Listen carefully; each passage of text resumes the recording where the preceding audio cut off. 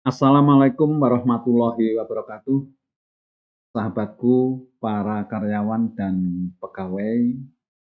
Video kali ini masih melanjut video yang pertama tentang atau yang terkait dengan spiritualitas. Kalau yang lalu merenung tentang spiritualitas, maka video kali ini adalah membangun fondasi spiritualitas. Jadi kelanjutan yang pertama itu.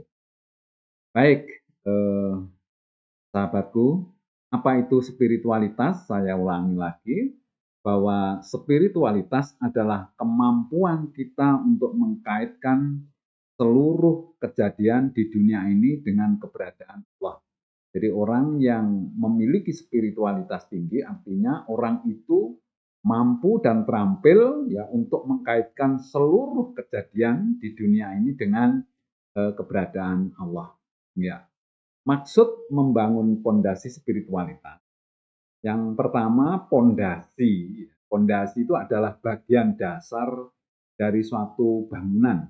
Ya, kita semua ini harus memiliki pondasi spiritualitas yang kuat gitu.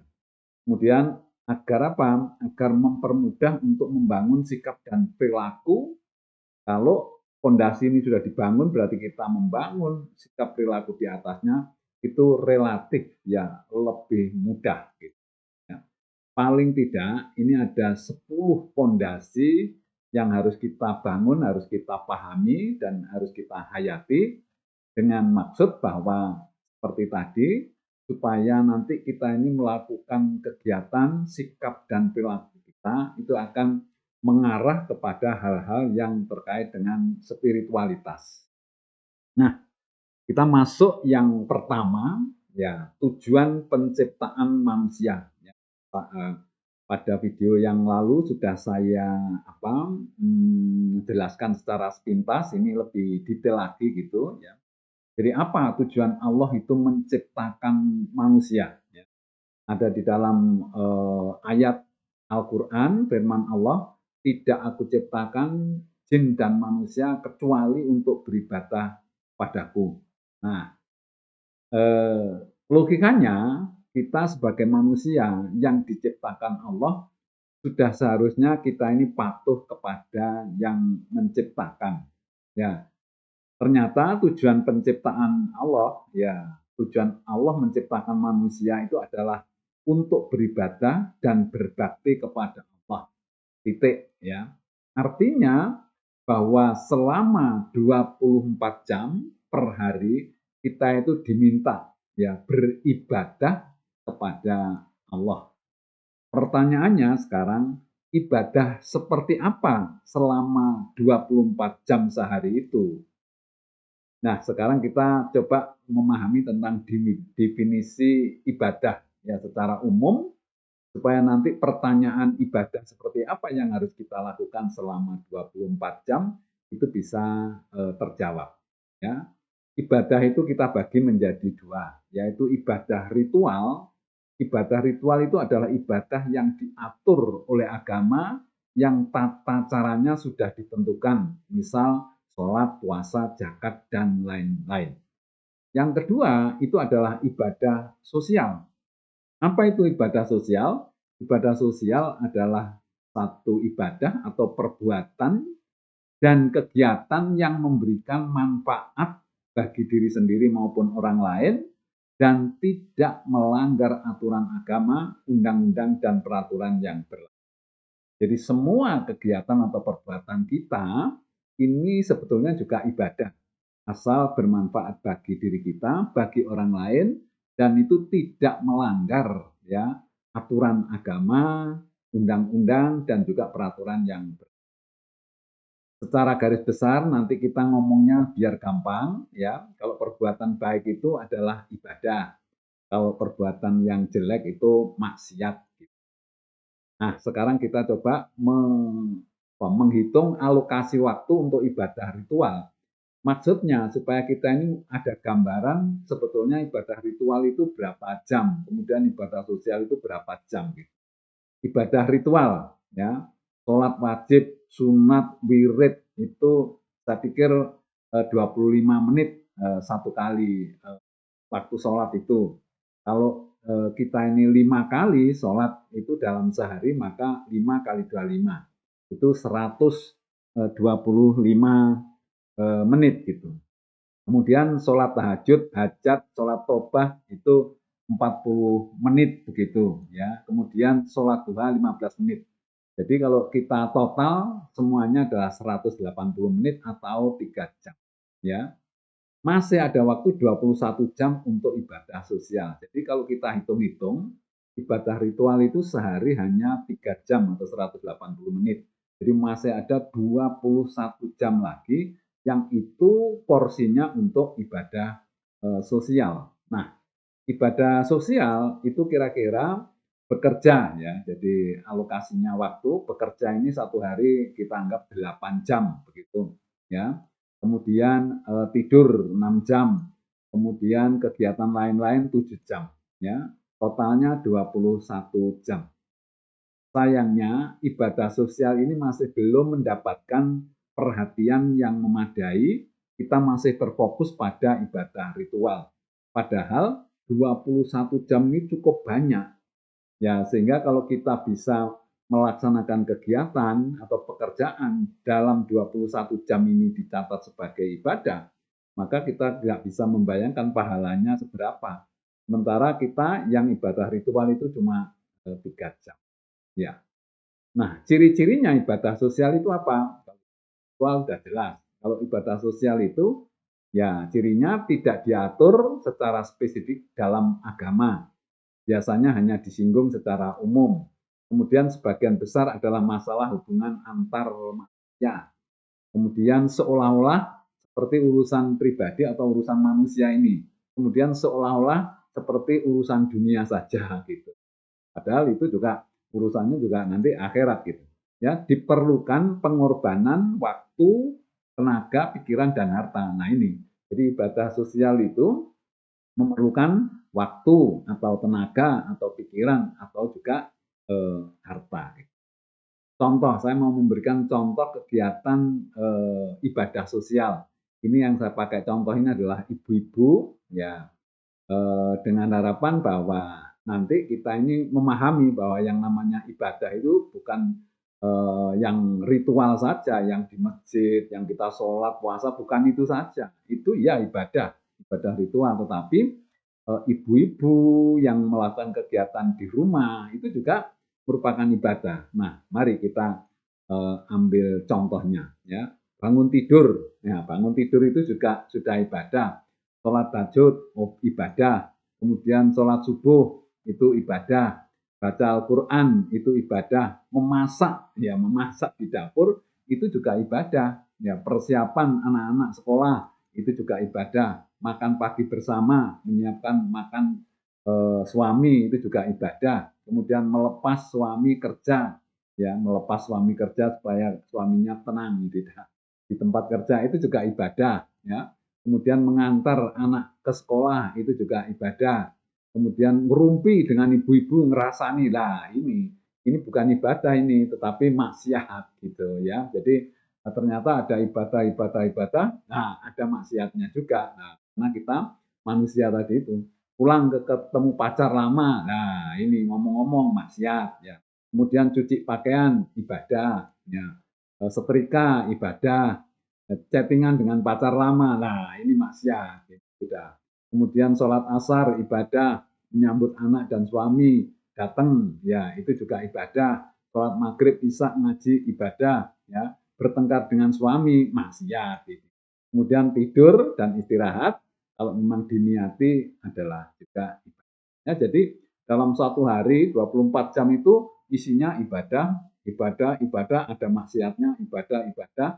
Tetapi kalau bisa yang namanya ibadah itu lebih banyak. Katakanlah persentasenya satu hari itu 90% itu ibadah, 10% aja yang maksiat. Kalau bisa ya dikurangi gitu. Ya. Nah sekarang syaratnya agar kegiatan atau apa yang kita lakukan itu bernilai ibadah, itu yang pertama adalah memilih kegiatan yang halal, ya, atau pekerjaan yang halal, nyetrika, ya kemudian cuci dan lain sebagainya itu kan pekerjaan yang halal gitu. Kemudian meluruskan niat. Jadi niat kita menjalankan satu kegiatan walaupun itu kecil, diniati karena Allah. Ya, karena kita harus bekerja itu lillahi ta'ala, karena niat untuk Allah. Kemudian mengikuti syarat dan aturan ya, kalau itu bekerja di melakukan sesuatu kegiatan di perusahaan atau mungkin melakukan sesuatu yang agak besar, biasanya ada syarat dan aturan. Nah, itu kita penuhi syarat dan aturannya, kita ikuti. Kemudian yang berikutnya adalah ikhlas gitu. Jadi kalau ingin bahwa apa yang kita lakukan itu bernilai ibadah, dicatat sebagai ibadah, maka yang paling berat itu adalah ikhlas. Nah, ikhlas itu definisinya seperti apa gitu? Apakah definisi ikhlas itu ya secara sederhana ikhlas adalah pamrih. Jadi tidak benar kalau kita ini namanya ikhlas itu tidak pamrih. Semua kegiatan yang kita lakukan walaupun kecil itu tidak pernah tidak pamrih. Pasti ada pamrih, ada tujuannya gitu. Ada yang diharapkan gitu.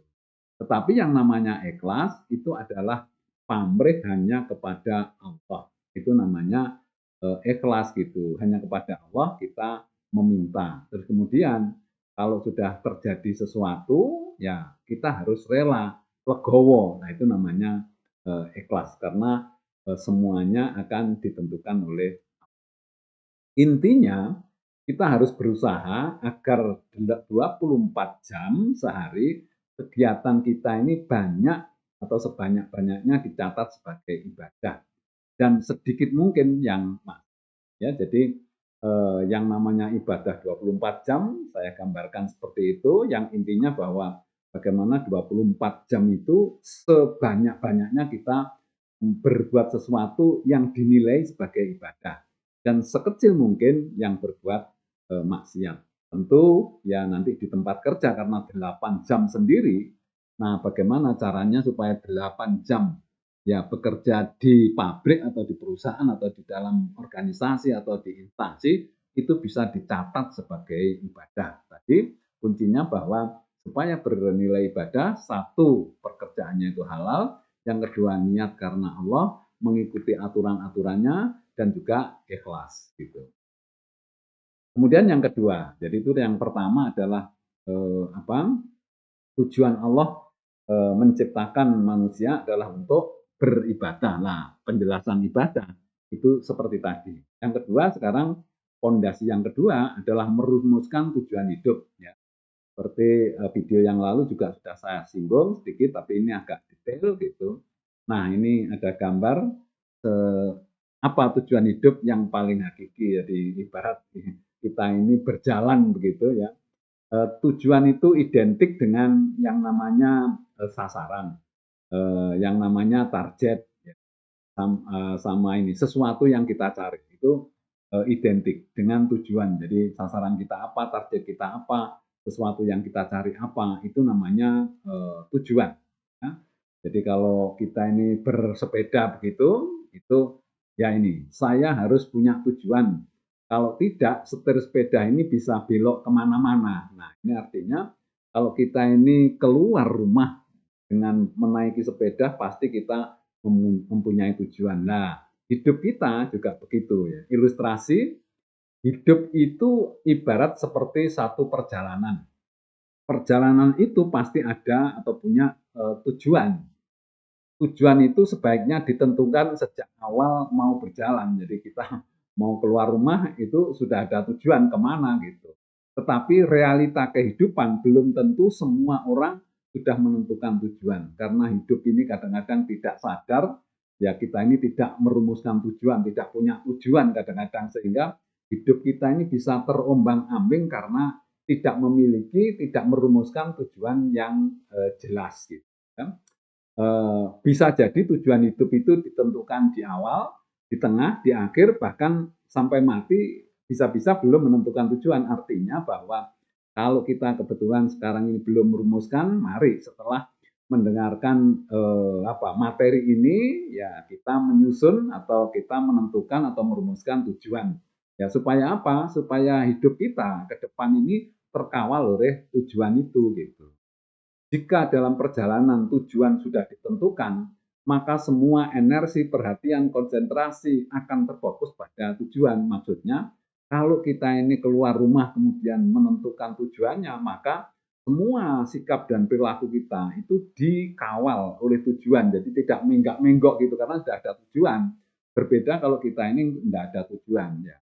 Ini terus kemudian tetapi jika perjalanan kita belum tidak ada tujuan, maka arah perjalanan menjadi tidak menentu itu. Ya, saya kasih ilustrasi kalau kita ini pakai Google Map atau map itu, kalau kita keluar rumah dari sini, umpamanya asalnya ya, kemudian yang kita tuju ini ada di sini, maka kita harus mengikuti jalur jalan ini yang ada ini. Nah, ini akhirnya kita nyampe. Jadi kita ini di sini kan banyak jalan juga ke sana, ke sini ada, tetapi karena tujuan kita ke sana, maka setir ya sepeda motor atau mobil kita ini diarahkan sesuai dengan tujuannya ini. Jadi nyampe di sini, tidak mungkin nanti ini dari sini terus ke sana, ya itu belok kiri, ya nanti tidak nyampe di tujuan gitu, ya. Jadi tujuan itu mengawal atau memberikan arah setir sepeda motor kita atau perjalanan kita sehingga nyampe ke tujuan. Sama dengan hidup kita, kalau kita merumuskan tujuan maka hidup kita ini akan dikawal oleh tujuan itu gitu ya. Kemudian ini saya berikan ilustrasi lagi, kalau kita keluar rumah tidak punya tujuan, ya kalau tadi kan ada tujuannya jelas. Kalau ini tidak punya tujuan, berarti setir itu bisa terus, bisa lurus, bisa belok ke kiri, bisa belok ke kanan, bisa muter-muter gitu ya. Ini karena apa? Karena kita tidak punya tujuan. Jadi kalau hidup ini tidak atau belum mempunyai tujuan, maka setirnya hidup ini bisa ke kiri, bisa ke kanan, ya sesuai dengan kemauan kita. Tetapi kalau kita punya tujuan, maka tujuan itulah yang akan menghantarkan, akan mengawal perjalanan kita ke tujuan yang sudah kita rumuskan atau kita tentukan. Ya, kenapa menentukan tujuan hidup itu sangat penting dan perlu? Tujuan itu akan mengawal sikap perilaku kita, meluruskan jika ada penyimpangan, selalu mengingatkan bahwa kita ini punya tujuan. Ya, jadi kalau sudah ada tujuan, maka sikap perilaku kita akan dikawal ya. Kemudian kalau ada penyimpangan itu ingat bahwa tujuan kita seperti kalau kita perjalanan ke Surabaya kok tahu-tahu sampai di mana daerah Pandaan itu belok ke kanan berarti keliru, harusnya terus gitu supaya nyampe di Surabaya. Nah, jadi kalau kita ini sudah punya tujuan, kalau kita menyimpang itu pasti ada yang mengawal untuk meluruskan.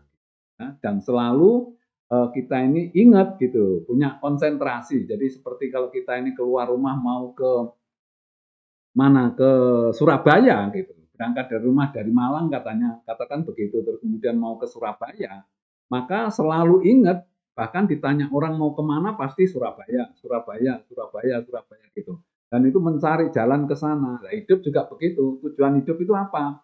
Nanti kalau sudah kita rumuskan, kita tetap ingat bahwa tujuan kita itu akan ke sana, ke sana, ke sana, ke sana. Sehingga perilaku kita itu akan terkawal, ya, akan diarahkan oleh tujuan itu.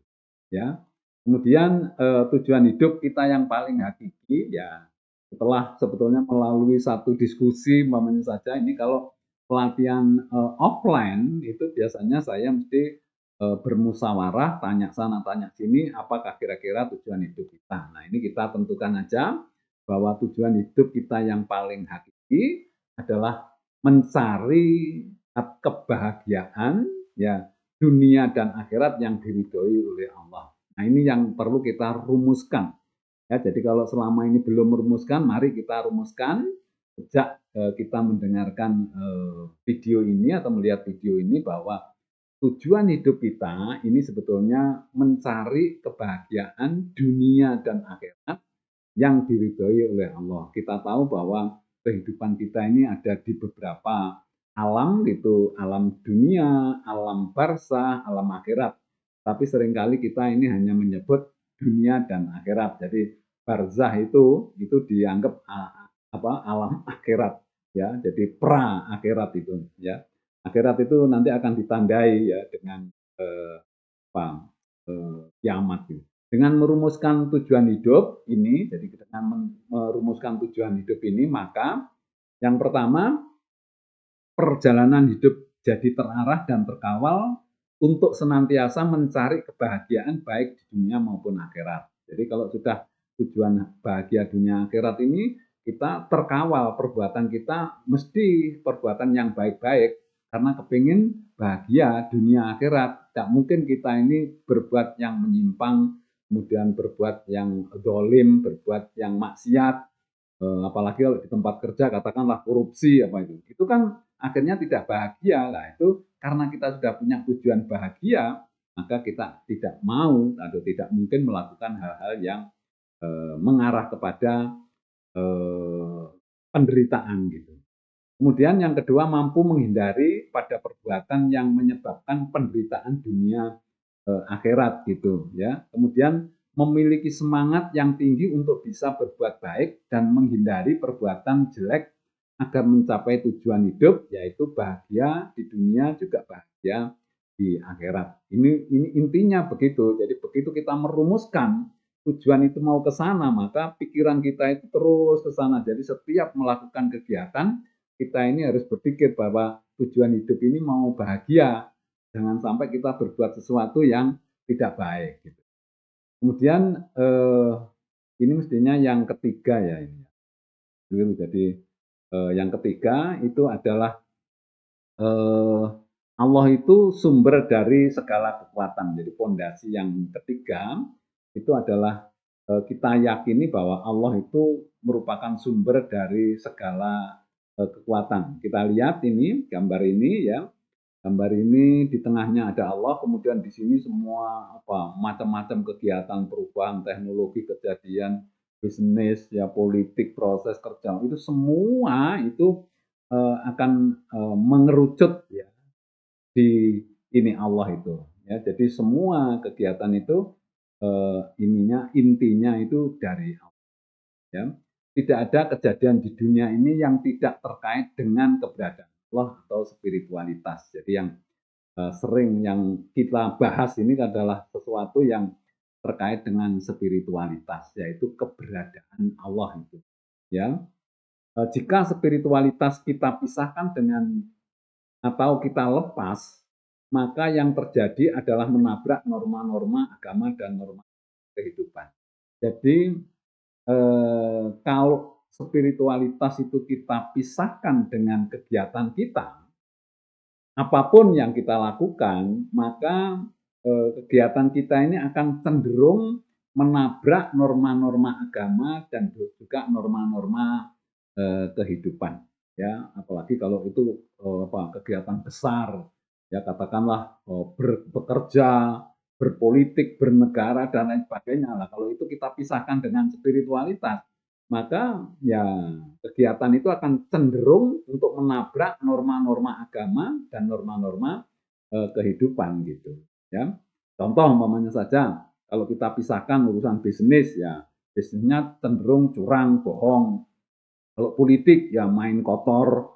Kalau pemerintahan juga banyak yang korupsi, masyarakat banyak juga kejahatan. Ya, itu kira-kira kalau kita pisahkan antara kegiatan dengan spiritualitas sehingga cenderung ya menabrak norma-norma dan agama, norma-norma agama dan norma-norma kehidupan gitu ya. Kemudian ini ilustrasi aja ya. Jadi ilustrasi bahwa segala sumber kekuatan itu dari Allah. Ini orang ini, ya Allah ternyata tanpa tanganmu aku tidak berdaya ya. Jadi kalau tidak ada bantuan dari Allah, tidak ada support dari Allah, kita ini manusia tidak bisa melakukan apa-apa gitu ya. Bahkan tanpa bantuan Allah kita tidak bisa berbuat sesuatu.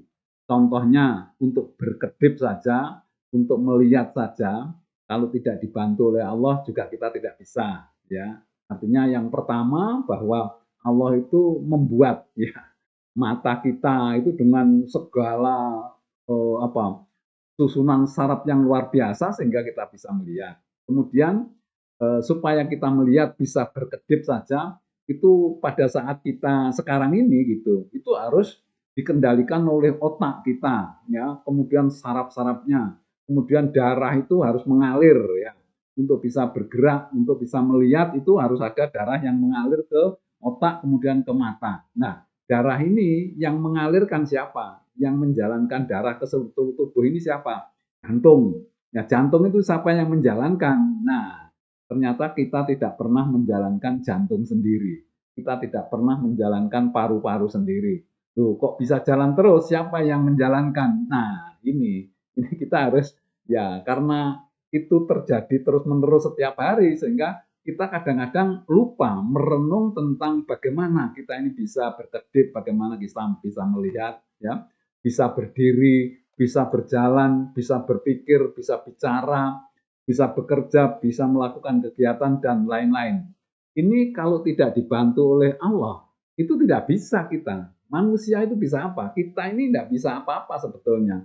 Ya, tidak bisa apa-apa kalau tidak. Nah, ini apalagi kalau kita ini sudah melihat ini perut kita ini ya jantung, paru-paru dan lain sebagainya ini siapa yang menjalankan gitu ya. Perut kita ini bekerja mengolah makanan yang kita makan, kita ini juga tidak pernah merasa melakukan proses di dalam perut ini, malah kita tidak tahu itu bagaimana perut ini memproses makanan kemudian jadi sari-sari, jadi darah dan lain sebagainya, kemudian sisanya keluar dalam bentuk kotoran, itu kan kita tidak pernah melakukan. Siapa yang melakukan? Allah. Nah, ini kan luar biasa gitu ya. Luar biasa bahwa segala sesuatu itu berasal dari Allah. Urusan kecil saja kita dibantu oleh Allah, apalagi urusan besar. Pastinya peran Allah sangat besar. Jadi yang kecil untuk berkedip, untuk melihat, untuk berdiri, berjalan aja dibantu oleh Allah. Apalagi urusan besar gitu ya.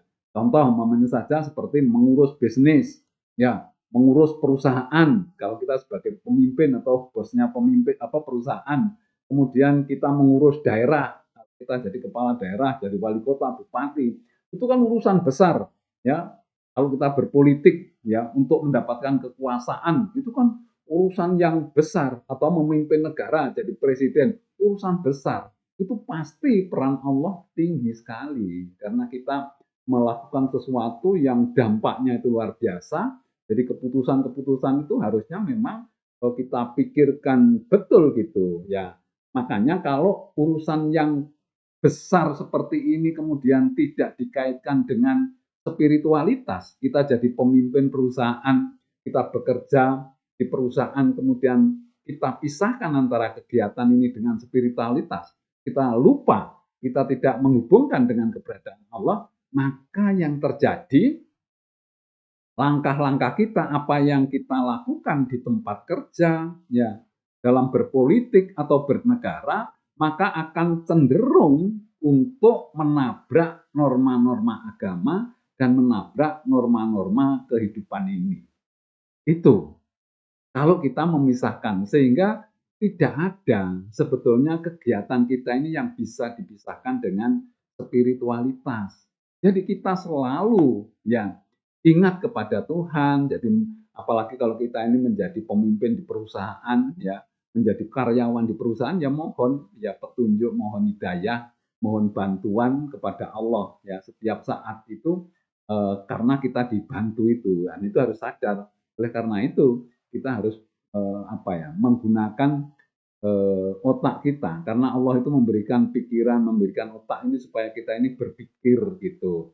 Jadi Allah itu menciptakan manusia itu sudah dilengkapi macam-macam gitu kebutuhan hidup ini mulai dari tubuh kita ini yang lengkap sekali dan luar biasa rumitnya, kemudian hidup kita juga sudah disiapkan fasilitasnya dan lain sebagainya. Nah, kita sekarang melakukan satu kegiatan untuk usaha, itu tetap aja dibantu oleh Allah. Oleh karena itu, harus selalu dikaitkan dengan keberadaan Allah.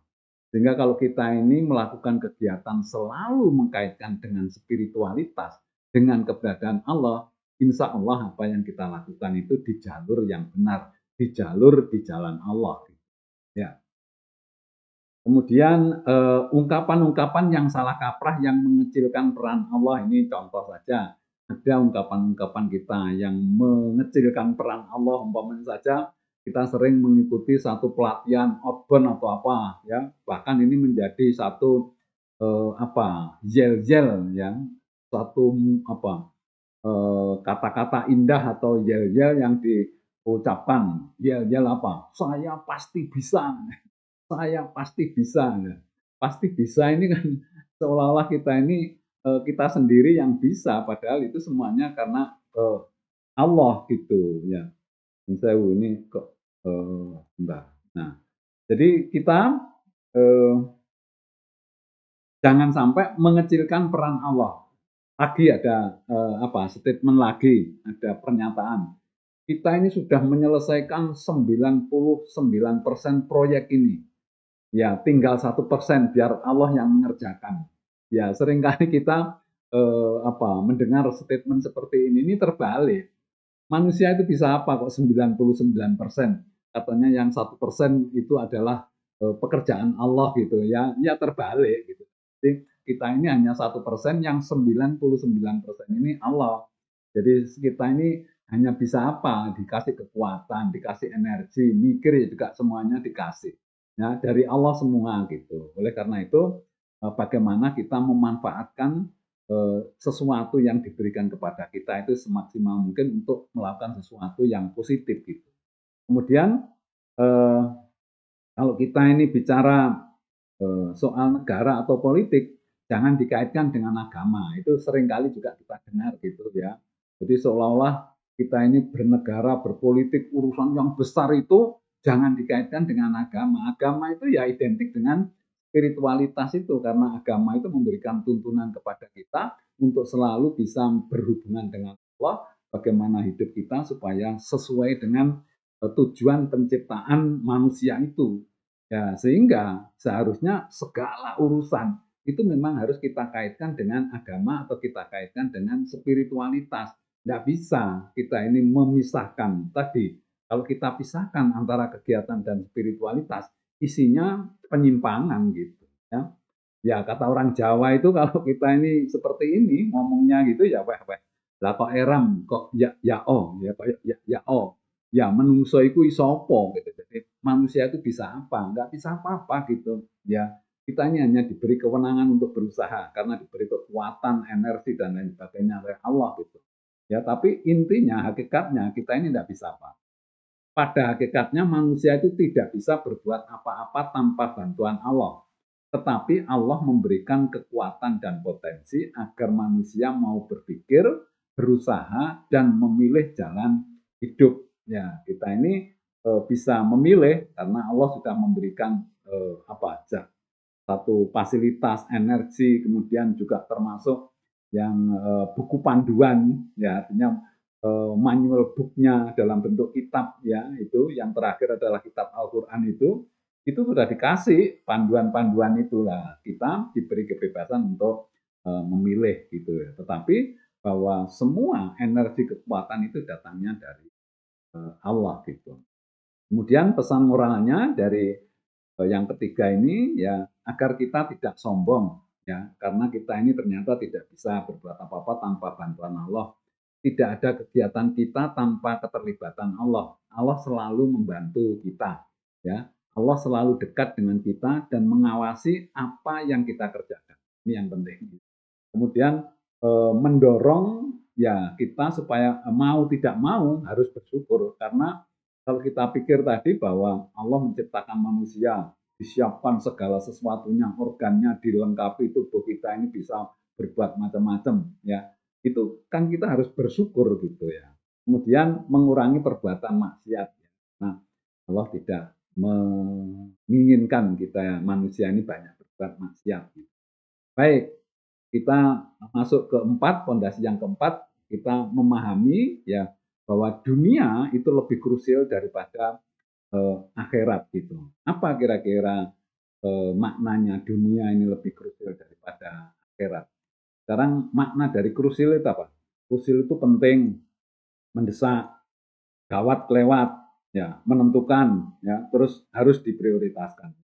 Jadi artinya bahwa kita ini hidup di dunia itu harus prioritasnya itu di dunia ini. Nanti pada waktu kita di akhirat itu sudah tidak bisa apa-apa. Kita akhirat itu nanti hanya akibat saja gitu.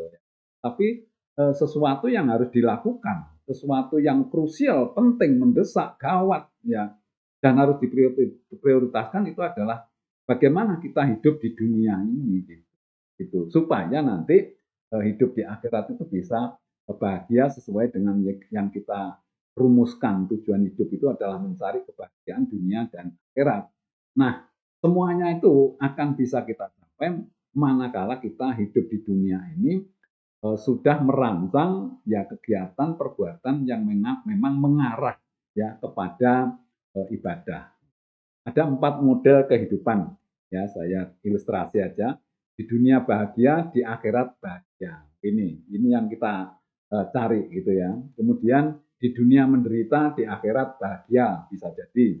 Kemudian sebaliknya, di dunia bahagia, di akhirat tidak bahagia atau menderita bisa jadi. Ini yang paling payah itu kalau di dunia menderita, di akhirat nanti juga menderita ya. Tentu pilihan kita adalah pilihan nomor satu. Yang tepat itu nomor satu. Jadi di dunia bahagia, di akhirat juga bahagia. Dari sisi kepentingan, mana yang lebih penting, dunia atau akhirat? Nah, kita seringkali bahwa kita ini harus mementingkan akhirat gitu. Iya, betul itu. Akhirat itu kita penting karena lebih panjang gitu.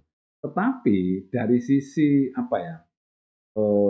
Ini krusialitas atau dari sisi pentingnya yang mana yang kita lakukan karena kita hidup sekarang ini ada di dunia, ya tentu yang dunia ini. Mementingkan dunia, akhiratnya diabaikan. Mementingkan akhirat, dunia diabaikan. Ya harusnya sama-sama begitu ya, dunia akhirat sama penting. Tetapi tetap saja ya. Jadi kalau kita ini bersikap apa ya netral gitu ya, dunia ya akhirat ya sama-sama penting gitu. Iya memang, tetapi sama-sama pentingnya itu kan dilihat dari krusialitasnya nanti ya ini nih. Dari sisi krusialitasnya, maka lebih krusial pada saat hidup di dunia atau di akhirat pertanyaan ini. Ya lebih krusial hidup di dunia karena apa? Karena ternyata di dunia ini harus melakukan sesuatu yang nanti efeknya itu akan kita rasakan di akhirat yang banyak gitu. Di dunia sudah ada akibatnya, artinya kita bisa merasakan kalau kita berbuat baik di dunia, maka kita juga akan merasakan hasilnya di dunia ini baik. Tetapi yang paling banyak nanti di akhirat. Sebaliknya juga gitu.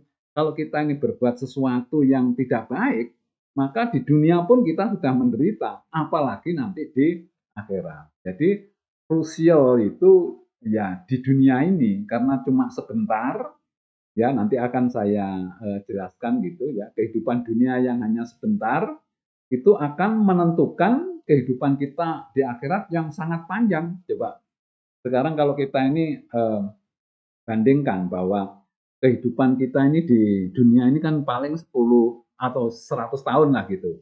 Tetapi di akhirat nanti panjang sekali, tidak ada batasnya. Nah, ternyata kehidupan akhirat yang panjang sekali itu ditentukan oleh 100 tahun di dunia ini. Sehingga di dunia ini memang betul-betul krusial, betul-betul genting, betul-betul gawat gitu. Nah, sehingga kita harus melakukan sesuatu yang baik. Karena tadi itu, nanti di akhirat itu kita sudah tidak bisa mau bantah, mau berbuat sesuatu sudah tidak bisa. Karena itu sudah tempatnya pengadilan gitu. Kita ini masuk surga atau masuk neraka nanti gitu. Ya itu sudah tidak bisa berbuat apa-apa. Yang bisa kita berbuat itu adalah di dunia ini ya. Terus kemudian ini saya ilustrasikan. Kita ini sekarang hidup di dunia ini, kemudian akan memasuki dunia ini, alam barzah ini. Kemudian baru nanti alam akhirat ini. Pada saat di dunia pindah ke barzah ini ditandai dengan kematian ya. Dari barzah ke akhirat nanti akan ditandai oleh kiamat ini ya. Kemudian waktu di akhirat itu ternyata tidak terhingga, makanya ini saya gambar, saya potong ini, ya saya kasih hitam ini karena saya tidak bisa menggambarkan yang tidak terhingga gitu. Akhirnya saya potong Oh ini terus sampai wah nggak tahu kapan gitu. Ya, kalau dunia sama barzah ini agak mirip-mirip sama gitu, artinya waktunya itu sama. Artinya dunianya ya, bukan umur kita. Kalau umur kita ini cuma sedikit sekali di sini gitu ya, memasuki alam ini kemudian masuk ke sini. Alam akhirat ini luar biasa gitu ya. Kemudian di dunia hidup yang sebentar tapi menentukan kehidupan di akhirat yang kehidupan kita di dunia ini itu sangat menentukan kehidupan kita di akhirat. Makanya disebut atau dikatakan dunia itu lebih krusial daripada akhirat karena dunia ini akan menentukan akhirat ini gitu. Ya, itu. Ya, di akhirat kita tidak bisa berbuat apa-apa kecuali menerima pengadilan Allah hasil dari perbuatan kita di dunia gitu. Baik, hidup di dunia maksimal 100 tahun, kehidupan di akhirat bisa miliaran tahun, bahkan tidak terhingga. Ini yang perlu kita renungkan gitu. Oleh karena itu, mau tidak mau sebetulnya hidup di dunia itu harus kita upayakan supaya uh, apa melakukan sesuatu itu memang yang bernilai ibadah supaya nanti kita mendapatkan bekal yang cukup untuk kita bawa ke alam akhirat ini. Ini kemudian ilustrasi yang pertama ya, saya akan memberikan satu ilustrasi ya saat hidup di dunia ini 100 tahun. Kemudian kegiatan yang bernilai ibadah yang kita lakukan selama 100 tahun itu 125 begitu. Ini artinya ini angka ini tidak usah satuan, tapi intinya kegiatan yang bernilai ibadah 125. Kemudian kegiatan yang bernilai maksiat 45. Karena kita manusia kan mesti ada maksiatnya, itu pasti. Nah, kalau kita lihat kegiatan yang bernilai ibadah 125, kegiatan yang bernilai maksiat 45. Setelah ditimbang, ya lebih berat timbangan ibadahnya sebesar 125 dikurangi 45 jadi 80. Maka kita masuk surga selama-lamanya. Kalau nanti sistemnya itu seperti ini gitu. Jadi ditimbang mana yang berat, berat yang baik atau ibadahnya maka masuk. Kemudian ilustrasi yang kedua, hidup kita tetap 100 tahun, kegiatan yang bernilai ibadah 125, tetapi ternyata kegiatan yang bernilai maksiat itu 200. Sehingga pada saat ditimbang, lebih berat timbangan maksiatnya sebesar 200 dikurangi 125, 75. Nah, kita masuk neraka selama-lamanya ini. Nah, timbangannya lebih berat yang maksiat gitu. Nah, kemudian ilustrasi yang ketiga itu kita tetap umurnya 100 tahun, kemudian kegiatan bernilai ibadah 200, kegiatan bernilai maksiat 50. Nah, ilustrasi yang ketiga ini Allah memberikan model ya semua amal dibalas secara proporsional gitu. Artinya kita masuk neraka dulu selama 50, kita anggap 50 juta tahun. Kemudian setelah itu baru masuk surga. Jadi kita ini di proporsional. Jadi kalau tadi kan begitu berat ibadahnya langsung masuk surga, begitu berat maksiatnya masuk neraka. Yang ini tidak proporsional. Maksiatnya berapa, ibadahnya berapa, sama-sama dibalas. Kalau sistemnya menggunakan seperti ini, maka kehidupan kita nanti di akhirat seperti ini. Tapi intinya bahwa berapapun sistemnya, apapun sistem yang digunakan oleh Allah nanti pada saat pengadilan, kalau kita ini bernilai ibadah itu lebih banyak, jauh lebih banyak, itu akhirnya kita akan diberikan tempat di surga. Balasan amal di dunia, balasan amal di dunia itu dibalas bermiliar-miliar kali di akhirat. Artinya di dunia yang hanya sebentar itu balas luar biasa, berkali-kali lipat karena dilihat dari waktu itu tadi. Dunia 100 tahun, akhiratnya itu kalau dikasih nol itu sudah tidak bisa dihitung gitu. Nah coba bayangkan ini, kita ini di dunianya 100 tahun dibalas dengan luar biasa itu, miliaran mungkin apa ini, biliun atau apa tahun, jadi tidak ada batasnya gitu. Kan berat gitu, ya artinya kalau kita ini keliru di dunia, nanti di akhirat ini luar biasa gitu loh balasannya gitu. Ini yang perlu kita renungkan gitu ya. Kemudian hakikatnya kita masuk surga itu karena kasih sayang Allah. Ya, sebaliknya kita masuk neraka karena balasan Allah. Jadi maksudnya bahwa amal kita di dunia itu hanya 100 tahun. Itu sebetulnya tidak cukup untuk menebus akhirat atau surga ini gitu. Karena surga ini ternyata luar biasa, lama sekali, tidak ada batasnya. Nah, sementara kita ini berbuat baik itu hanya terbatas. Iya, berapa waktunya nggak panjang gitu. Kalau orang Jawa bilang itu hanya pas hampir ngombe, ngombenya kebetulan minum yang baik gitu loh.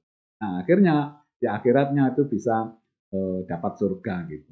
Ya, kemudian hakikatnya kita masuk surga itu karena kasih sayang rahmat Allah. Sebaliknya kita masuk neraka karena balasan Allah. Artinya bahwa kita ini kalau banyak berbuat baik ya sama Allah itu insya Allah diberikan rahmat. Karena surga itu tidak cukup sebetulnya ditebus dengan amal baik kita. Ya, kita dimasukkan surga oleh Allah itu karena kita berbuat baik, mendapatkan rahmatnya, mendapatkan kasih sayangnya. Ya balasannya luar biasa. Nah, untuk mendapatkan rahmat tentu kita harus berbuat baik, harus berbuat sesuatu kebajikan. Ya, ibadah kita tidak cukup untuk ditukar dengan surga. Maksiat kita terlalu banyak untuk menerima neraka. Ibadah itu harus ditingkatkan, maksiat harus diturunkan gitu. Nah, nanti bagaimana hubungannya kita di tempat kerja itu nanti yang setelah memahami ya prinsip-prinsip pondasi spiritualitas ini sehingga kita nanti bisa melakukan sesuatu di tempat kerja ini bagaimana gitu. Ini ya. Kemudian kita juga masih mengilustrasikan bahwa kalau ada sebab itu ada akibatnya. Nah, sebab itu yang menyebabkan itu dunia ini. Akibatnya itu akhirat. Nah, sekarang kita dalam mengatasi sesuatu, ya kalau kita ada sesuatu masalah atau penyakit itu, yang diatasi itu akibatnya atau sebabnya. Ya pasti yang diatasi adalah sebabnya, supaya akibatnya itu tapi kalau diatasi akibatnya, apalagi kalau ini sudah di akhirat, nggak bisa gitu. Akibat itu sudah nggak bisa kembali ke sini lagi. Jadi harus ini yang sekarang mumpung kita masih hidup, ini yang diperbaiki. Sebabnya ini yang harus diselesaikan, harus dibuat baik supaya akibatnya juga baik. Dunia diperbaiki, akhirat nanti akan baik. Ya, lebih penting sebab atau akibat ya, tentu lebih penting sebabnya. Hidup di dunia ini berarti sangat krusial dan menentukan gitu ya. Kita harus berusaha setiap yang kita lakukan atau kita kerjakan dapat bernilai ibadah. Kemudian sedikit kita salah maka balasannya sangat panjang dan sebaliknya sedikit kita berbuat salah balasannya juga akan panjang. Ya, kita usahakan semaksimal mungkin bagaimana kegiatan kita selama 24 jam sehari dapat bernilai ibadah. Itu ya. Pesan moralnya, kapan kita mati kita tidak pernah tahu. Setiap waktu, saat umur berapapun kita harus gunakan untuk berbuat amal kebajikan agar memiliki saldo kebaikan. Apalagi kalau yang sudah umur 60 tahun, ya kita maksimalkan efektivitas umur kita. Ya. Mumpung masih ada umur, usahakan penyesalan itu terjadi di dunia. Jangan nanti sesudah di akhirat. Jadi penyesalan kita upayakan di dunia ini supaya kita berbuat sesuatu yang baik. Jangan sampai kita menyesal di akhirat. Karena ternyata kalau kita mati, itu ketemu dengan penyesalan. Ya, ada dua penyesalan. Yang pertama ada penyesalan kenapa kita ini tidak berbuat lebih banyak lagi berbuat baik. Yang kedua, penyesalan kenapa kok kita banyak berbuat dosa. Oh, ternyata di sana itu sudah diadili seperti ini. Nah, kita itu seringkali tidak berpikir ke sana sehingga di dunia ini kita banyak berbuat sesuatu yang zalim, sesuatu yang tidak baik, sesuatu yang maksiat karena tidak ingat itu. Nah, kalau kita ini ingat bahwa nanti di akhirat ini jangan sampai kita menyesal gitu. Ya. Baik, kita masuk yang kelima karena ini ada 10 nanti. Tapi mudah-mudahan yang 5 lagi nanti tidak terlalu lama gitu. Nah, agak pendek ini yang panjang-panjang sudah diminta tadi. 5, hidup itu harus kaya, ya. Perlukah hidup di dunia ini mencari kekayaan sebanyak-banyaknya? Ungkapan yang sering kita dengar ya, jadi Ini ada pertanyaan, apakah perlu hidup di dunia ini mencari kekayaan sebanyak-banyaknya? Tetapi ada ungkapan-ungkapan yang sering kita dengar, ya bahwa harta itu tidak dibawa mati. Harta itu menyebabkan lupa akhirat. Ya, semakin banyak harta, semakin lama hisapnya di akhirat. Sedikit harta, hisapnya lebih cepat. Ya, Allah menilai takwa bukan dari hartanya. Ya, nah semua ini akan memberikan apa? Satu apa? Motivasi untuk kita tidak berbuat atau tidak mencari kekayaan karena ada ungkapan-ungkapan yang ini yang menurut saya tidak pas. Harta tidak dibawa mati ya gitu, tetapi bahwa harta yang kita tinggalkan itu sebetulnya tanggung jawabnya tetap kita bawa mati gitu ya. Jadi kata Nabi, orang yang baik itu seperti apa? Orang yang baik itu adalah orang yang banyak bermanfaat bagi orang lain. Nah, ini yang harus kita pegang bahwa orang yang baik itu adalah orang yang banyak bermanfaat bagi orang lain, bukan untuk dirinya sendiri gitu.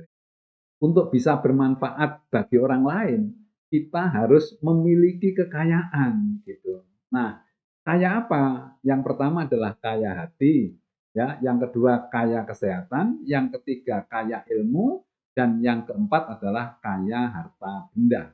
Jadi kekayaan yang harus kita miliki ya empat-empat ini, kekayaan hati itu kekayaan spiritualitas gitu. Jadi kita baik ya. Kemudian kesehatan, ilmu, dan harta gitu ya. Um, jika kita miskin, nah ini, kalau kaya kita bisa bermanfaat bagi orang lain, tapi kalau kita miskin tidak punya kekayaan bagaimana? Bisakah kita berbuat baik bagi atau yang bermanfaat bagi orang lain kalau kita ini miskin, tidak punya apa-apa gitu? Ya tentu jawabnya tidak bisa gitu. Kekayaan ilmu tidak punya. Kalau kita miskin itu kan gitu. Kemudian kekayaan hati mungkin juga tidak punya karena tidak pernah belajar, ya. Kemudian kekayaan sehat tidak punya, sakit-sakitan gitu. Kekayaan harta apalagi ya tidak punya gitu. Tempat tinggal tidak punya gitu. Keluarga tidak terurus, menunggu belas kasihan orang lain. Ya, jadi kalau kita miskin, ya tidak bisa berbuat yang bermanfaat bagi orang lain. Artinya kecil kita bisa berbuat yang bermanfaat, padahal orang yang baik itu kata Nabi, orang yang bermanfaat bagi orang lain. Sehingga mau tidak mau supaya kita banyak bermanfaat bagi orang lain harus kaya tadi itu. Kaya apa? Kaya hati. Kaya hati itu berarti suka bersedekah, suka berbuat baik dan lain sebagainya. Kemudian untuk bisa melaksanakan kegiatan itu harus sehat ya, kaya sehat.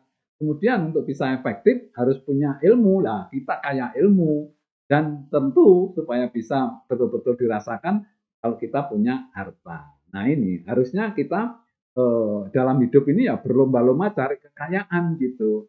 Ya, bermanfaat bagi orang lain adalah implementasi hablum minallah dan hablum minannas. Jadi praktek dari hablum minallah itu kalau kita ini nanti kaya gitu kan. Jadi jika orang yang hablum minallahnya baik tetapi hablum minannasnya jelek, artinya hablum minallahnya sebenarnya belum baik ya. Jika orang hablum minannasnya baik tetapi hablum minallahnya jelek, maka hablum minannasnya juga tertolak. Seharusnya hablum minallah dan hablum minannas ini seimbang, sama-sama baik gitu ya. Nah, peluang besar agar hablum minallah dan hablum minannas itu seimbang dan sama baik adalah jika kita ini kaya gitu ya. Selain tadi bermanfaat supaya kita ini hablum minallah kita baik, kalau kita ini juga kaya hati, ya bisa sholat, bisa melakukan sesuatu, sehat, ya kita punya ilmu, ya kita punya harta juga gitu. Nah, itu akan peluang besar untuk kita hablum minallah kita baik, hablum minannas kita juga baik. Pertanyaannya sekarang kaya yang bagaimana gitu yang diharapkan supaya kita ini bermanfaat bagi orang lain itu adalah kaya yang barokah. Nah ini yang seringkali lupa bahwa kita ini kadang-kadang berpikirnya kalau orang kaya itu pasti mencarinya dengan cara yang tidak halal, tidak baik. Bukan begitu. Jadi dalam konteks ini kita kaya ini adalah kaya yang barokah. Artinya bahwa syarat untuk menjadi kaya barokah itu mencari kekayaan dengan cara yang halal, yang dipakai dan dibelanjakan di jalan Allah. Jadi mulai dari mencari ilmu, mencari kesehatan, mencari harta, apalagi itu harus dengan cara yang barokah, cara yang halal. Supaya kita ini kaya, kaya barokah, kemudian kita banyak berbuat sesuatu yang bermanfaat bagi orang lain, itu bisa dicatat sebagai ibadah. Tetapi kalau kekayaan itu kita cari dari sesuatu yang tidak baik, dari perbuatan-perbuatan yang tidak halal, maka amal kita ya kepada orang lain itu tidak dinilai sebagai ibadah gitu ya. Jadi ini pemahamannya supaya pertajam bahwa kaya yang kita maksud adalah kaya yang barokah. Artinya kita mendapatkan kekayaan dengan cara yang halal. Apakah semua orang bisa kaya? Ya, pastinya bisa. Yang penting usaha. Hanya porsinya yang kita ini berbeda-beda sesuai yang ditentukan oleh Allah. Makanya ada orang yang kaya tapi kekayaannya tidak terlalu banyak, tapi punya ilmu, ilmunya tidak terlalu sehat, sehatnya. Itu semua orang itu bisa memiliki itu untuk bisa berbuat sesuatu yang bermanfaat bagi orang lain. Ya, kita harus tetap punya semangat untuk bisa menjadi kaya gitu. Dengan catatan tadi itu, karena kalau kita ini sudah dibilang bahwa mati nanti kekayaan tidak dibawa, mati lah itu semangat kita untuk mencari kekayaan itu dalam tanda kutip itu lemah gitu. Sehingga kita ini kadang-kadang ya sudah kita ya pokoknya ibadah terus tidak punya apa-apa, nggak apa-apa. Bukan itu sebetulnya ya. Jadi kita ini justru tadi kan ada ya bahwa kita ini ibadah sosial itu waktunya 21 jam sendiri. Banyak sekali gitu lah. Sehingga untuk bisa membuat 21 jam ini bisa beribadah kan harus memiliki kekayaan-kekayaan itu gitu ya untuk memotivasi agar kita berusaha menjadi kaya. Jadi untuk memotivasi bahwa semua harta yang akan semua harta itu akan kita bawa mati, pertanggungjawabannya ya. Kemudian mencari harta barokah justru kita mengingat akhirat setiap saat ya. Kemudian tidak perlu khawatir hisapnya lama. Sebetulnya perhitungan Allah itu sangat cepat gitu ya. Terus kemudian peluang kita mencapai takwa yang tinggi kalau kita ini kaya. Ya ini yang perlu ditekankan lagi itu. Jadi kalau kita ini kepingin mendapatkan sesuatu takwa ya dari diri kita itu tinggi, ya kita harus kaya. Mulai dari kaya hati, kaya sehat, kaya ilmu dan kaya harta gitu. Ya. Kemudian dengan kaya kita akan peluang besar untuk jadi orang yang bermanfaat bagi orang lain. Ya menjadi kaya barokah itu artinya bahwa berusaha keras dan berdoa, bekerja dengan cara yang halal, harta dibelanjakan di jalan Allah yakni bermanfaat bagi orang lain, memeras otak untuk sesuatu yang baru dan mencapai kemajuan yang positif untuk kepentingan orang banyak. Dalam mencari kekayaan selalu berpikir keseimbangan dari berbagai aspek. Ya, simulasi pemanfaatan kekayaan ini jika kalau kita ini kaya ilmu, kaya hati, kaya kesehatan, kaya harta, maka bisa maksimal untuk memanfaatkan bagi orang lain. Itu jadi pemanfaatan kekayaan kita ini bisa maksimal kalau masih lengkap empat-empatnya. Tapi kalau kita hanya kaya ilmu, kaya hati, kaya harta, tetapi tidak sehat, maka masih bisa kita menggunakan harta benda kita atau mungkin ilmu kita, walaupun kita tidak sehat masih bisa menularkan. Kalau kita ini kaya ilmu, kaya hati, kaya kesehatan, tapi tidak punya harta benda, ya bisa jadi karena suatu satu kesalahan atau apa sehingga pada saat kita sudah tua itu hartanya habis sama sekali kan hanya punya ilmu, punya hati sama punya kesehatan. Nah, itu masih bisa ya kita gunakan amal kita atau bermanfaat bagi orang lain itu ilmu kita ya. Tapi kalau kita ini kaya ilmu, kaya harta, kaya kesehatan tetapi tidak kaya hati, nah ini yang membahayakan gitu karena meskipun itu kita punya ilmu, punya harta, dan punya kesehatan, tetapi kalau kita tidak kaya hati, nah ini yang tidak melakukan sesuatu, ya. hanya kaya hati dan kaya kesehatan saja kita gunakan. Kalau hanya punya kaya hati dan hanya kesehatan, maka kita masih bisa gunakan tenaga kita, ya, karena kita masih punya hati. Yang bahaya itu kalau sudah kita tidak punya hati. Dari simulasi di atas bahwa dari keempat kekayaan tersebut yang paling dominan adalah kekayaan hati, ya, kekayaan spiritual, kekayaan spiritualitas itu. Ya. Kesimpulannya, ya, untuk yang ini untuk bisa bermanfaat bagi orang lain kita harus berusaha kaya, kemudian menjadi kaya dengan cara yang benar, yang barokah tadi. Kita gunakan kekayaan di jalan Allah, ya. Jangan takut kaya asal caranya benar, gitu ya. Kekayaan yang kita tinggal mati masih memberikan manfaat di alam barzakh. Artinya kalau kekayaan yang kita tinggal itu adalah kekayaan yang barokah, baik itu ilmu, kekayaan harta, ya, itu kita tinggal itu masih menjadi amal jariah yang bisa terus bertambah pada saat kita di alam barzah itu. Tetapi begitu nanti kiamat, semuanya sudah tertutup, ya tinggal menghitung tadi itu. Gitu, ya. Manfaatkan sisa umur dengan menggunakan kekayaan yang masih. Jadi kita ini, umur kita ini kita gunakan untuk bermanfaat orang lain dengan menggunakan kekayaan yang sudah kita miliki apa dari empat itu. Gitu. Tapi ingat bahwa kekayaan hati itu yang paling penting.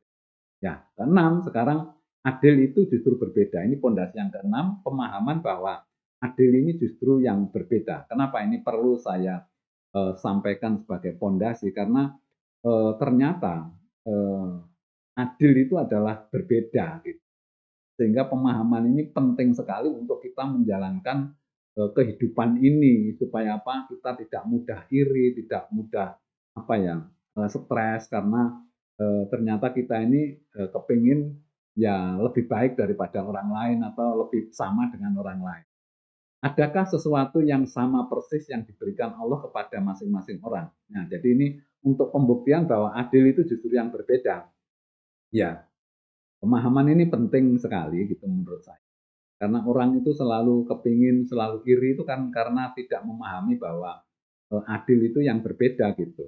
Kita buktikan, adakah sesuatu yang sama persis yang diberikan Allah kepada kita masing-masing orang ya? Tentu tidak ada gitu ya. Jadi mari kita buktikan, adakah dari kita yang mempunyai hidung yang sama? Ya, itu tidak ada. Adakah yang mempunyai bibir yang sama? Tidak ada. Yang mempunyai sifat yang sama? Tidak ada. Yang mempunyai rezeki yang sama? Tidak ada. Yang mempunyai harta yang sama? Tidak ada. Yang mempunyai istri atau suami sama? Tidak ada. Yang mempunyai umur yang sama? Tidak ada. Walaupun 1 detik, 1 menit itu pasti ada bedanya, gitu ya. Allah itu maha adil, tetapi memberikan kepada kita tidak pernah ada yang sama. Ini yang perlu dipahami, ya. Berarti adil itu hakikatnya adalah tidak sama atau berbeda itu. Ya. Bayangkan jika Allah memberikan kepada setiap orang sama, dunia ini menjadi sepi atau ramai gitu. Jadi nggak seperti kehidupan ini karena kita ini dibuat sama semua gitu ya. Tetapi banyak orang yang ingin diberikan sesuatu yang sama dengan orang lain. Nah, kadang-kadang kita ini iri, kita ini kepingin dipersamakan dengan orang lain gitu ya. Jadi Allah itu maha adil, kita ini ada yang jadi petani, ada yang buruh, ada yang manajer, ada yang pedagang, ada yang kiai dan lain sebagainya ya. Ya karena ini semua sudah diatur oleh Allah pada posisinya masing-masing. Nah ini yang perlu kita pahami bahwa adil itu justru yang berbeda. Maksudnya supaya kita tidak gampang iri. Dengan memahami bahwa adil itu berbeda, maka kita bisa menekan atau menghilangkan rasa dengki dan iri hati. Ya, terutama nanti di tempat kerja ini. Ya, kemudian bisa memahami jika orang lain melebihi keadaan kita. Ya, bisa memahami kalau orang lain itu ternyata melebihi kondisi kita atau keadaan. Memahami bahwa keadilan Allah itu justru terletak pada perbedaan itu. Ya, kemudian manusia di mata Allah memang berbeda. Ya, apa buktinya bahwa kata Allah orang yang paling dekat dengan aku adalah orang yang takwanya paling baik. Berarti ya memang beda-beda gitu. Ada orang yang dekat, ada yang orang agak dekat, agak jauh dan jauh ya itu berarti kan kita memang berbeda gitu ya. ada yang nanti masuk neraka, neraka yang paling bawah, ada yang agak lah, semuanya berbeda gitu ya. Kemudian kita bisa menerima ketentuan Allah. Jadi kalau kita ini memahami bahwa adil itu berbeda, maka kita mudah untuk menerima ya ketentuan Allah itu. Kemudian yang ketujuh, hidup itu adalah kegiatan memilih. Ya, ini saya kasih ilustrasi, silahkan pilih salah satu dari mereka. Ya, kalau kita pilih Pak Tentara dibanting, kalau kita memilih Pak Polantas ditilang, kalau kita memilih Pak Dokter disuntik, kalau kita milih Pak apa ini? Satpol PP digusur, kalau kita milih Pak Dukun diramal, kalau kita milih bencong diajak tidur bareng. Nah, ini semuanya itu kan sesuatu pilihan gitu. Yang kita ini masing-masing orang memilihnya pasti berbeda-beda, tetapi memiliki alasan-alasan yang berbeda juga gitu ya. Jadi setiap orang kalau ditanya ada yang milih dibanting supaya kuat, milih ditilang ya supaya kita tertib, pilih disuntik supaya kita sehat, pilih gusur supaya kita juga tertib, diramal ya katanya supaya kita ini tahu di masa depan diajak tidur. Nah ini adalah satu ilustrasi saja untuk memberikan gambaran bahwa di dalam hidup ini ternyata masing-masing orang itu pilihannya berbeda-beda. Tetapi sebetulnya nanti ada satu kesamaan-kesamaan langkah di dalam kita memilih. Jadi hakikatnya hidup itu adalah kegiatan memilih. Jadi mulai dari setiap hari, mulai dari pagi sampai malam kegiatan kita ini adalah menentukan pilihan ya. Nanti saya kasih contoh gitu. Contoh kegiatan memilih. Jam 3 malam kita terbangun ya memilih sholat tahajud atau tidak. Nah, itu kan pilihan gitu. Kemudian sholat di rumah atau di masjid ya. Kemudian baca Al-Qur'an atau main HP setelah selesai dari masjid ya. Kemudian segera mandi atau jalan sehat dulu. Ya, sarapan di rumah atau nanti di kantin ya. Memakai pakaian kerja atau pakaian yang mana, nah, itu juga memilih gitu. Kemudian berangkat kerja naik motor atau mobil kalau punya dua-duanya, atau jalan atau pakai Grab ya. Kemudian sholat duha atau tidak ya. Kemudian juga mau kerja dengan semangat atau santai-santai saja. Ya saat mau pulang mau lewat jalan yang mana. Segera pulang atau mampir ke teman dulu ya. Membantu kerja istri atau tidur istirahat setelah sampai rumah. Nah, dan seterusnya ya dan lain-lain kegiatan. Intinya bahwa ternyata setiap saat kita ini memilih begitu ya. Setiap menghadapi masalah kita juga memilih alternatif yang ada gitu ya. Kemudian rahasia memilih yang pertama meng-create alternatif ya. Alternatif katakanlah ada kita mau pakai baju yang mana, yang hijau, yang putih atau yang mana gitu kan kita pilih. Nah, yang cocok untuk hari ini apa gitu. Itu namanya meng-create alternatif kemudian kita memilih yang memberikan manfaat yang paling banyak gitu ya. Kita berbuat sesuatu ya gitu yang manfaatnya paling banyak yang mana gitu. Kemudian tidak melanggar aturan ya. Kemudian tidak menuruti hawa nafsu. Kita bisa pilih mau kemana, tapi kalau itu ternyata hawa nafsu jelek ya jangan gitu. Kemudian mempertimbangkan resikonya. Jadi resikonya kalau kita milih sesuatu resikonya bagaimana. Kemudian tidak menimbulkan masalah ya pilihan kita. Seharusnya kita berusaha setiap saat yang kita pilih dan kita lakukan adalah sesuatu yang memiliki nilai ibadah. Jadi apapun yang kita kerjakan, apapun yang kita pilih untuk kita lakukan, itu kita usahakan yang memiliki nilai ibadah. Ya, semaksimal mungkin bagaimana manusia ini, karena begini. Jadi manusia itu kan bisa berbuat ibadah dan juga maksiat gitu. Yang bernilai ibadah dan yang bernilai maksiat. Nah, kita berusaha seperti tadi, tidak aku ciptakan jin dan manusia kecuali untuk beribadah kepadaku. Kata Allah begitu. Sehingga kita berusaha melakukan sesuatu untuk bernilai ibadah sebanyak-banyaknya. Tapi Allah ini tahu bahwa manusia ini bisa berbuat dosa. Karena apa? Karena kita ini bukan malaikat. Kalau malaikat itu tidak pernah berbuat dosa, berbuat baik terus. Gitu. Tapi kita juga manusia tidak akan seperti setan yang berbuat jelek terus. Gitu. Makanya manusia itu adalah di antara malaikat dan setan. Nah, kita harusnya banyak mendekat ya sikap dan perilaku kita ke arah malaikat. Artinya kalau kita ini malaikat warnanya putih, setan itu warnanya hitam, kita harus abu-abunya mengarah ke putih gitu ya. Jadi harus banyak bernilai ibadah supaya apa? insya Allah nanti timbangan amal baik kita itu nanti kalau sudah di akhirat akan lebih banyak. Dalam kehidupan kita ada 4 hal penting yang harus kita pilih yang dampaknya itu sangat panjang. Dunia akhirat, apa itu? Pertama memilih agama, yang kedua memilih pekerjaan, yang ketiga memilih jodoh, yang keempat adalah memilih pemimpin. Semua keempat-empatnya ini memiliki dampak yang sangat panjang dunia akhirat ya. Jadi saya tidak perlu menjelaskan terlalu detail, saya kira Bapak Ibu, sahabatku semua tahu bagaimana kalau memilih agama sampai keliru, efeknya juga panjang dunia akhirat.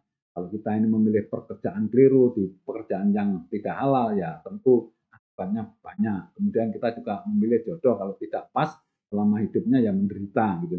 Kemudian memilih pemimpin juga gitu, kalau tidak pas ya kita ikut bertanggung jawab atas pilihan kita itu. Ya, jadi ada 4 hal ini yang harus kita pilih yang dampaknya panjang. Ya, pesan moralnya apa? Pertimbangkan lebih dulu dari berbagai aspek sebelum menentukan pilihan.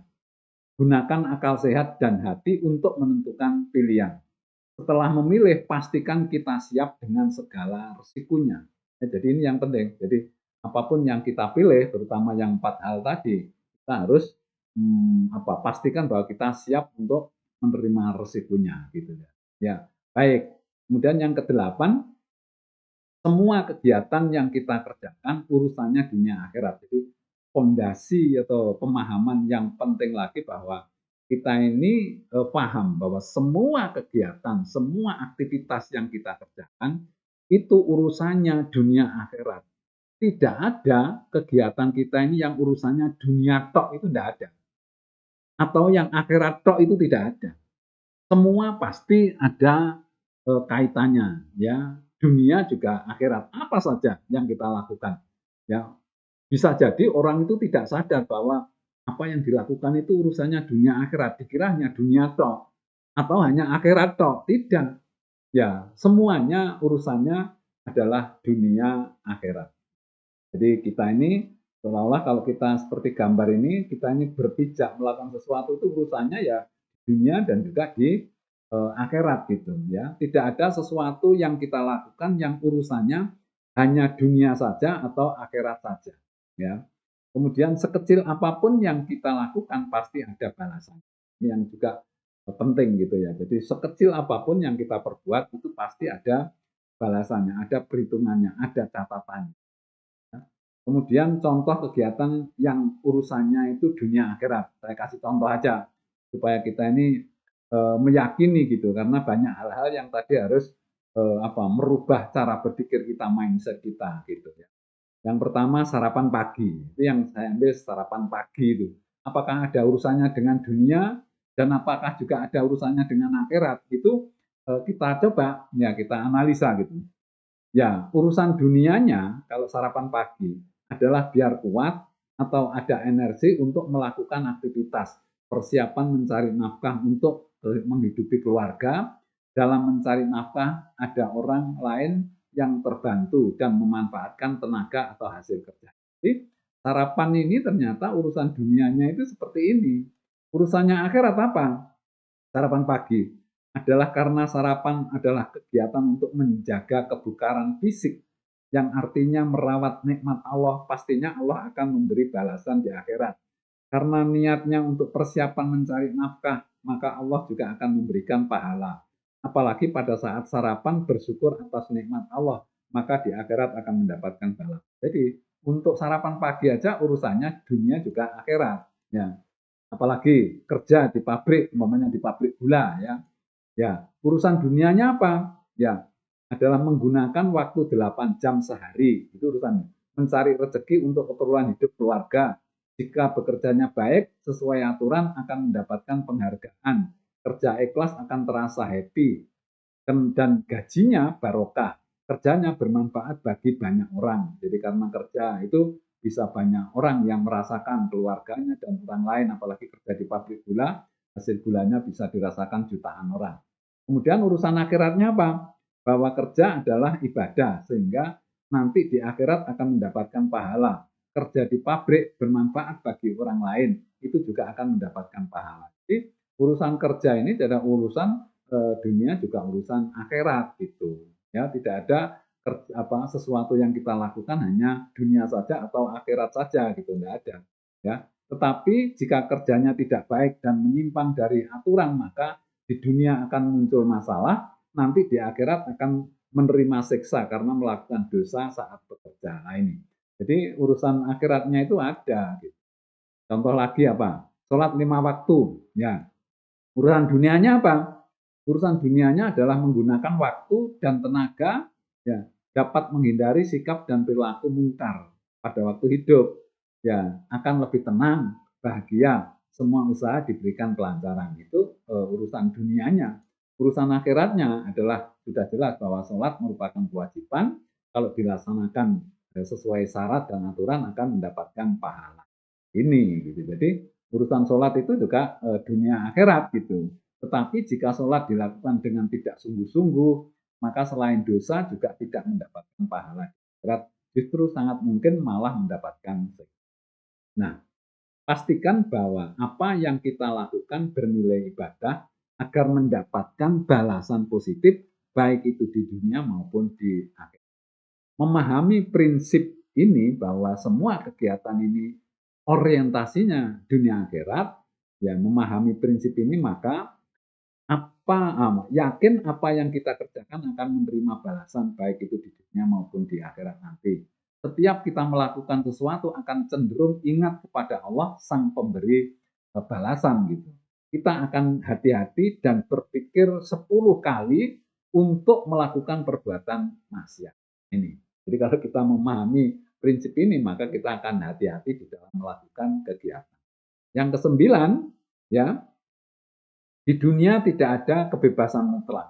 Ini perlu ya sebagai fondasi spiritualitas itu bahwa kita ini hidup ini diberikan hidup oleh Allah ternyata tidak ada yang bebas sama sekali. Apapun yang kita lakukan itu ada aturannya. Ya, seperti ini gambarnya ini orang mau bebas ternyata ada batasan harus disiplin, ada perundang-undangan, ada peraturan, ada batasan, peraturan, undang-undang dan lain sebagainya. Jadi ternyata kita tidak bisa bebas gitu.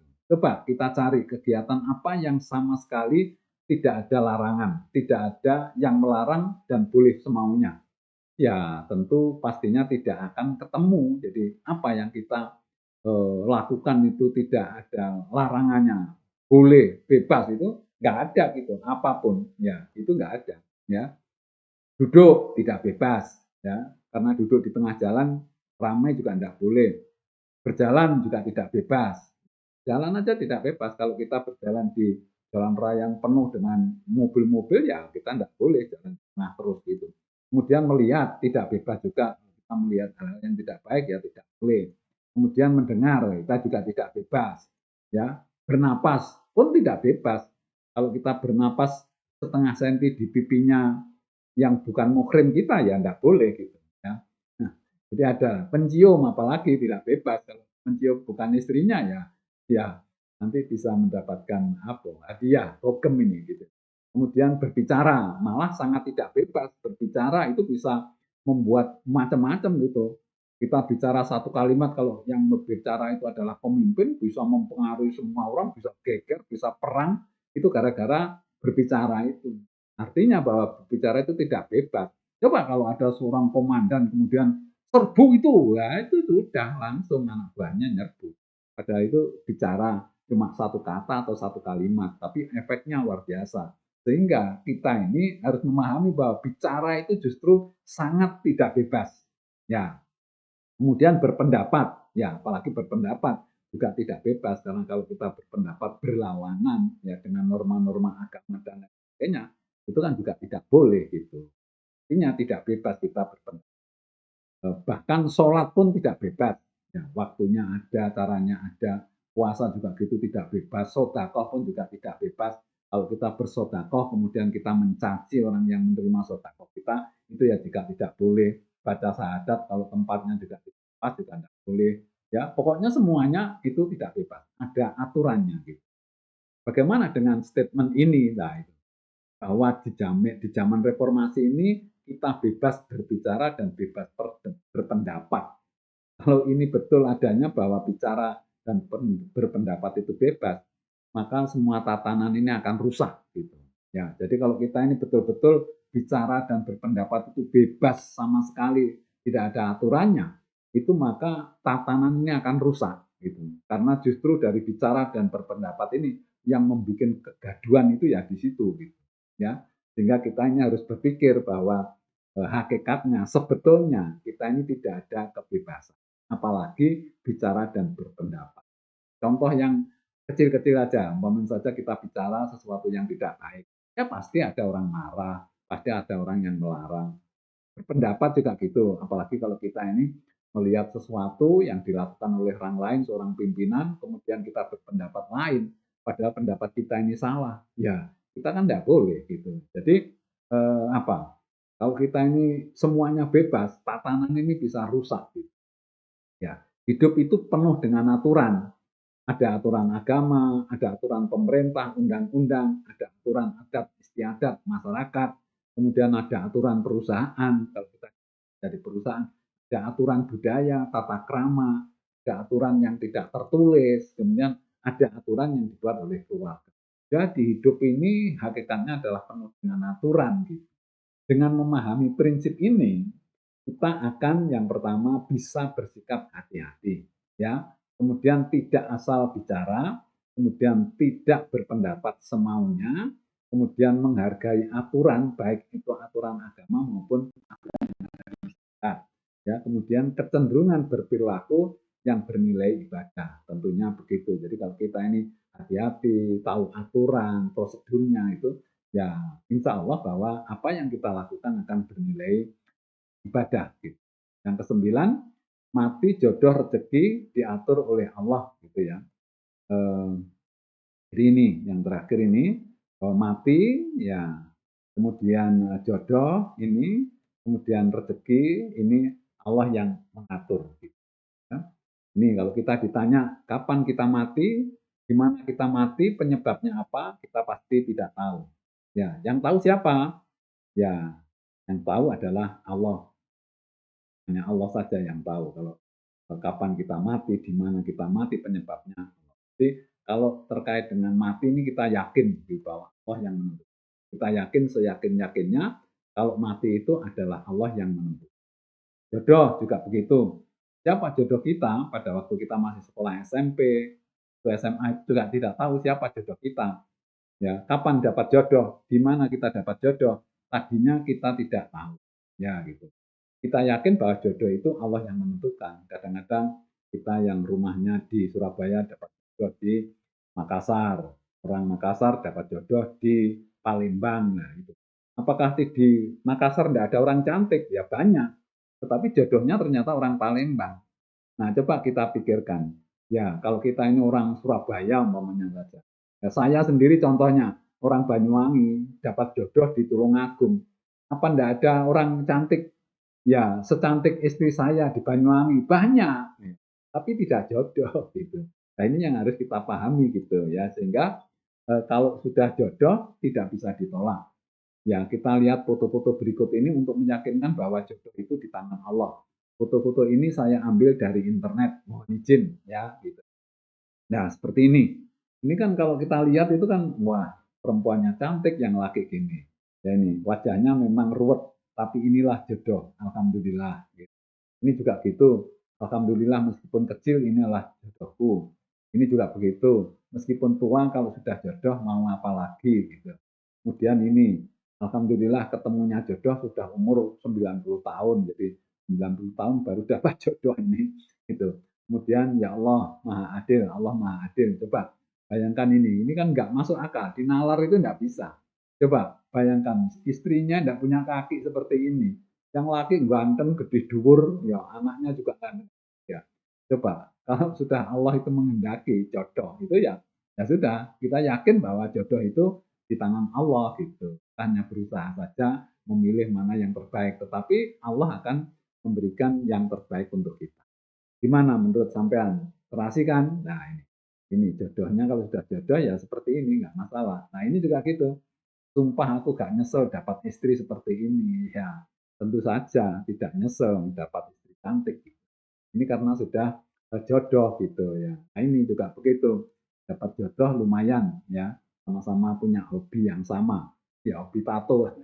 Nah ini pasangan yang serasi, lakinya ganteng, ya perempuannya cantik ya, sopan santun sama widiawati. Malah ini memang ideal sekali ya, karena ini oleh Allah memang dipertemukan seperti ini. Tapi bisa jadi seperti yang gambar-gambar sebelumnya tadi kan Allah juga yang mempertemukan. Ya. Jadi kalau mati yakin Allah yang mengatur. Kalau jodoh kita ini yakin Allah yang mengatur. Nah, yang paling berat tadi kan rezeki tadi. Nah, ini rezeki ini yang banyak masalah itu karena kita tidak yakin kalau rezeki ini diatur oleh Allah gitu. Kebanyakan orang tidak tahu atau belum yakin kalau rezeki itu Allah yang mengatur. Ini yang banyak membuat masalah, ya. Sehingga banyak orang iri hati pada temannya, jegal-menjegal dalam urusan jabatan, terjadi rebutan kekuasaan, permusuhan dan persaingan tidak sehat, ya, saling menjatuhkan.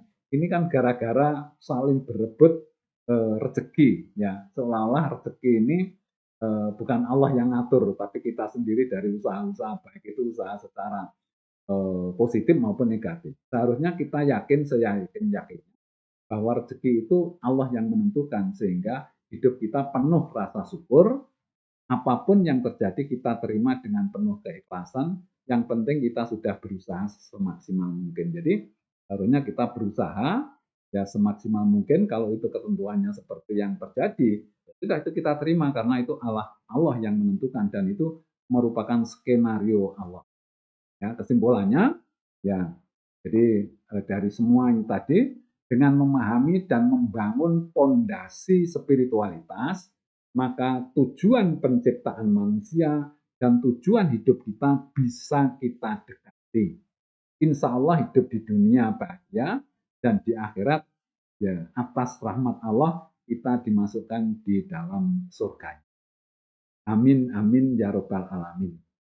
Sahabatku, para karyawan dan pegawai, ini yang bisa saya sampaikan pada video saya yang kedua. Jadi nanti ada insya Allah ada 10 video ya yang akan saya buat khusus ya untuk para karyawan dan para pegawai ya untuk supaya kita nanti mengikuti training secara mandiri ini ya untuk kita mendapatkan pemahaman yang komplit sehingga semangat kita kerja ya dalam melakukan kegiatan kerja kita ini bisa bernilai ibadah. Sahabatku, mudah-mudahan bermanfaat. Kurang lebihnya saya mohon maaf. Saya akhiri. Wassalamualaikum warahmatullahi wabarakatuh.